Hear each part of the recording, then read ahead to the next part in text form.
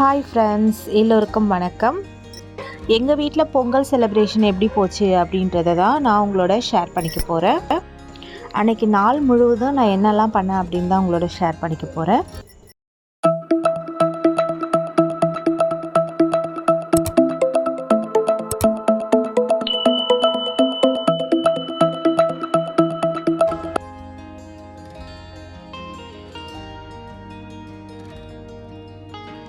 பொங்கல் அன்னைக்கு காலையில் எந்திரிச்சாச்சு.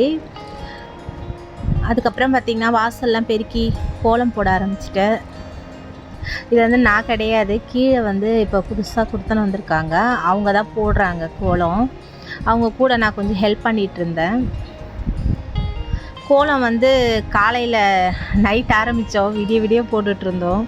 இது பார்க்குறதுக்கு சிம்பிளாக இருந்தாலும் கலர்லாம் கொடுத்து போடுறதுக்கே ரொம்ப டைம் ஆகிடுச்சு. அந்த வேலையெல்லாம் முடிச்சுட்டு ஏற்கனவே நான் கேஸில் க்ளீன் பண்ணி தான் வச்சுருந்தேன். இருந்தாலும் இப்போ டிஃபன்லாம் பண்ணதுனால அதை சுத்தமாக தொடச்சிட்டு மஞ்சள் குங்குமம் எல்லாம் வைக்கணுமே, கோலம்லாம் போடணும், பொங்கல் வைக்கணுமே அப்படின்னு சொல்லிட்டு கோலம் போட்டுட்டு இப்போ அரிசி பானைக்கு தான் ரெடி பண்ணிகிட்ருக்கேன். கொஞ்சம் மஞ்சள்லாம் தடவி ரெடி பண்ணணும் இல்லைங்களா, அதனால் மஞ்சள் குங்குமம் அதெல்லாம் ரெடி பண்ணிகிட்ருக்கேன்.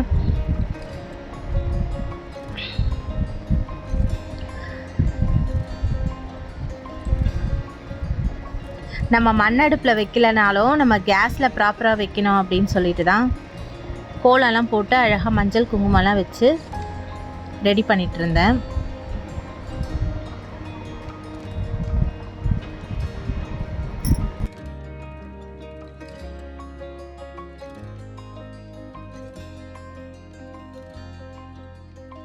பொங்கல் பானைக்கு பட்டை போட்டு ரெடி பண்ணிகிட்டு இருந்தேன்.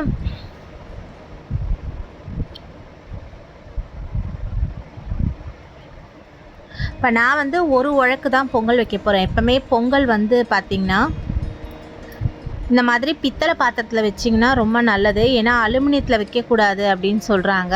அப்போல்லாம் பார்த்திங்கன்னா புதுசாக பானை வாங்கி வைப்பாங்க. அப்படி இல்லைன்னா இந்த மாதிரி பித்தளை செம்பு பாத்திரத்தில் நீங்கள் வைக்கலாம். அதுக்குள்ளே ஈயம் பூசியிருக்கான்னு பார்த்துக்கோங்க. அந்த ஈயம் பூசி வச்சிங்கன்னா உங்களுக்கு அடி பிடிக்காமல் வரும். என்னோடது புதுசு தான், இப்போ தான் வாங்கினேன். அதனால் அது உள்ளே பார்த்திங்கன்னா ஈயம்லாம் பூசி தான் இருக்குது.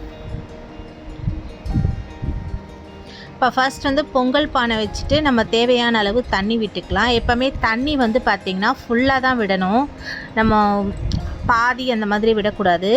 நான் காசின பால்லேருந்து ஒரு அரை டம்ளர் பால் ஊற்றிக்கிறேன். ஏன்னா அப்போ தான் நல்லா பொங்கி வழியும் அப்படின்னு சொல்லிட்டு. அதுக்கப்புறம் நமக்கு தேவையான அளவு தண்ணி விட்டுட்டு வேணும்னா நம்ம எடுத்து அதை வெல்லத்துக்கு, நான் எப்போவுமே வெள்ளை கரைசலாக தான் ரெடி பண்ணிக்குவேன். எனக்கு மேற்க பார்த்து தான் பொங்குச்சு பொங்கல். எங்கள் வீட்டு சைடில் பார்த்திங்கன்னா இந்த அரிசி எடுத்து போடுற பழக்கம் அதெல்லாம் கிடையாது. அதனால் நானே எல்லாத்தையுமே எடுத்து போட்டுட்டேன். ஏன்னா குட்டீஸும் இன்னும் எந்திரிக்கலை, எல்லாம் தூங்கிட்டு இருக்காங்க. காலையில் நல்ல நேரத்தில் வச்சிடலாம் அப்படின்னு சொல்லிட்டு பொங்கல் வேலை தான் பார்த்துட்டு இருந்தேன். ஃபஸ்ட்டு இந்த பக்கம் பாயாசத்துக்கு ரெடி பண்ணிகிட்டு இருந்தேன். கொஞ்சமாக பொங்கலில் உப்பு ஆட் பண்ணி செஞ்சிங்க அப்படின்னா பொங்கல் டேஸ்ட்டாக இருக்கும். ஏற்கனவே பொங்கல் ரெசிபி நான் போட்டிருக்கேன், போஸ்ட்டும் போட்டிருக்கேன், நீங்கள் பார்த்துருப்பீங்க. இப்போ சேமியா பாயசத்துக்கு பார்த்திங்கன்னா பாலை நல்லா சுண்டை காசிட்டு அதில் சேமியாவை வறுத்து நான் போட்டுக்கிட்டேன். இந்த பக்கம் கிரைண்டரில் உளுந்து ஓடிட்டுருக்கு. எப்போவுமே நான் உளுந்து வடைக்கு பார்த்திங்கன்னா பச்சை மிளகாய், இஞ்சி, பெருங்காயம் இதெல்லாம் பார்த்திங்கன்னா ஒன்றாவே போட்டுருவேன். அப்போ தான் பசங்க சாப்பிடும் பொழுது அது வாயில் அகப்படாது. சிலர் தனித்தனியாக போடுவாங்க. நான் இதில் ஏலக்காவும் பச்சை கற்பூரமும் நுணுக்கி போட்டுக்கிறேன். பாயசத்துலேயும் கொஞ்சம் போட்டுக்கிறேன். அப்போ தான் நல்லா அது ஒரு கோயில் புளியோ பொங்கல் வாசனை வரும். கோயிலில் பொங்கல் எவ்வளோ டேஸ்ட்டாக இருக்கும் அப்படின்னு உங்களுக்கே தெரியும். இது கூட கொஞ்சம் ஜாதிக்காவும் போடணும். இப்போ என்கிட்ட ஜாதிக்காய் இல்லை, அதனால் நான் போடல. தாளித்து கொட்டும் பொழுது அப்போ தான் கோயிலில் கொடுக்குற அந்த பொங்கல் டேஸ்ட் அப்படியே இருக்கும். அதே நேரத்தில் உங்களுக்கு பொங்கல் கெட்டு போகாமையும் இருக்குது, அதுக்கு தான். ஆனால் ஒரு சிட்டிகைக்கு மேலே போடாதீங்க பச்சை கற்பூரம். அப்புறம் ஃப்ளேவர் அதிகமாகிடுச்சுன்னா உங்களால் சாப்பிடவே முடியாது. கொஞ்சமாக சிட்டிகை அளவு தான் போடணும். இந்த பக்கம் பாயசத்துக்கு நான் சர்க்கரையும் போட்டுக்கிறேன். கொஞ்சமாக ரெண்டுத்துலேயுமே நெய் ஆட் பண்ணிக்கிறேன்.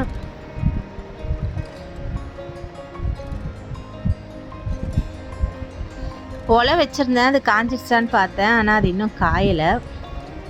அதுக்கப்புறம் நம்ம வறுத்து வச்சுருக்க முந்திரி திராட்சை எல்லாம் போட்டுட்டு நம்ம வந்து இறக்கி வச்சிடலாம்.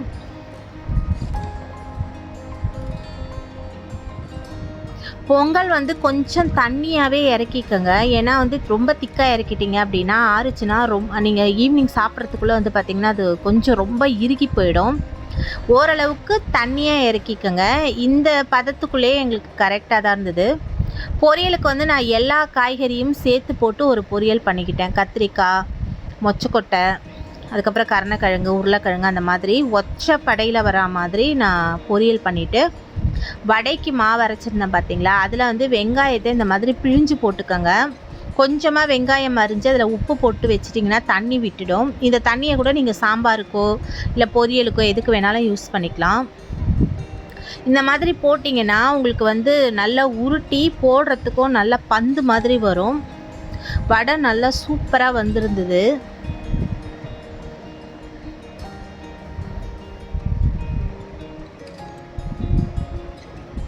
நல்லா கிறிஸ்பியாக நீங்கள் பார்த்தாலே தெரியும். வேலையெல்லாம் முடிச்சதுக்கப்புறமா நம்ம இலை போட்டு சாமி கும்பிட்டுடலாம் அப்படின்னு சொல்லிட்டு நான் வாழை இலை போட்டுட்ருந்தேன்.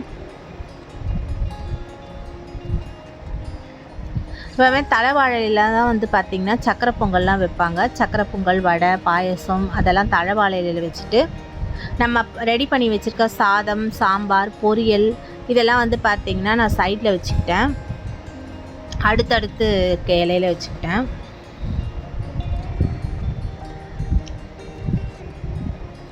ரொம்ப சிம்பிளாக தான் சமையல் பண்ணியிருந்தேன். ரொம்ப கிராண்டாலாம் எந்த சமையலும் நான் பண்ணல. ஒரு சாம்பார், ஒரு பொரியல், அப்பளம், வடை, பாயாசம் இதுதான். எல்லாமே ரொம்ப நல்லா வந்திருந்தது. முருங்கைக்காய் போட்டு சாம்பார் வச்சுட்டேன்.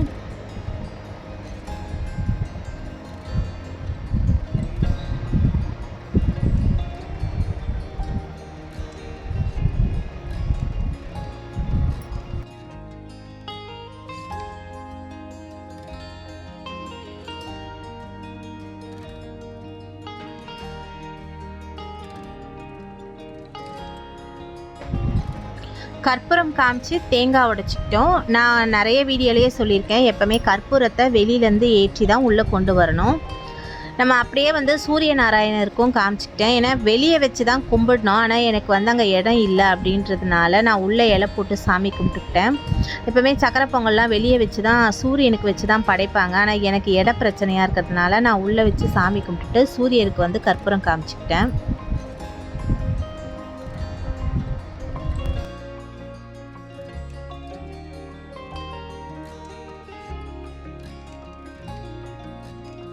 நல்லபடியாக சாமி கும்பிட்டாச்சு. அதுக்கப்புறம் நம்ம இலை போட்டு சாப்பிட்டாச்சு. பூனைக்குட்டிங்க தான் இங்கேயும் எங்கேயும் ஓடிட்டு இருந்தாங்க. ஏன்னா அவங்களுக்கு பசி. எப்போவுமே 11:45க்கே சாப்பாடு கொடுத்துருவேன். 1 மணி மேலே ஆயிடுச்சு. அதனால் இங்கேயும் எங்கேயும் ஓடிட்டு இருந்தாங்க பசியில். இது ஒரு சின்ன vlog தான். இந்த வீடியோ உங்களுக்கு பிடிச்சிருந்ததுன்னா மறக்காமல் நம்ம சேனலுக்கு ஒரு லைக் கொடுத்துருங்க. இன்னும் ஒரு யூஸ்ஃபுல்லான வீடியோவில் சீக்கிரமாக நான் உங்களை சந்திக்கிறேன்.